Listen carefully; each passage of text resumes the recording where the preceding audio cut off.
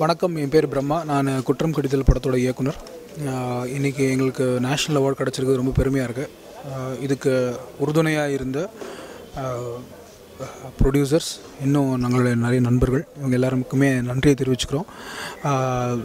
இன்றைக்கி நேஷ்னல் அவார்டை தாண்டி ஒரு முக்கியமான அவார்டு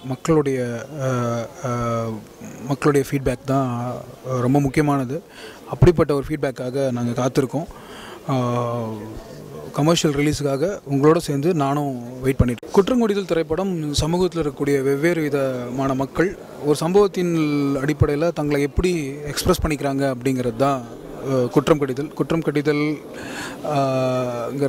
திருக்குறளுடைய 44வது அதிகாரம்.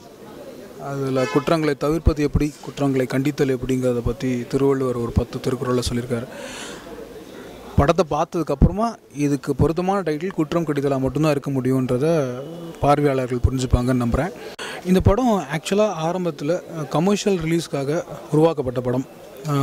மக்கள் எல்லாருமே தங்களை கனெக்ட் பண்ணிக்கிறதுக்கு ஏதுவாக இருக்கணும் அப்படிங்கிற மாதிரியான ஒரு படமாக தான் உருவாச்சு.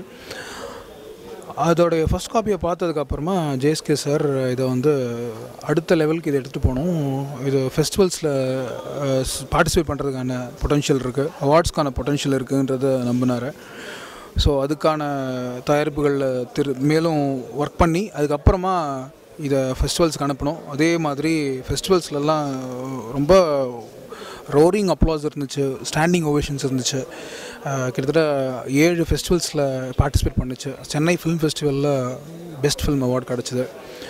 ஸோ இன்றைக்கி நேஷ்னல் அவார்டும் கிடச்சிருக்கு. ஸோ இது எல்லாத்துக்குமே காரணமாக இருந்த ஜே சதீஷ்குமார் சாருக்கு, மேற்கொண்டு இந்த படத்துடைய ஆரம்ப புள்ளியாக இருந்த கிறிஸ்டி செல்வப்பன் அவர்களுக்கும் என்னுடைய நன்றியை தெரிவிச்சுக்கிறேன்.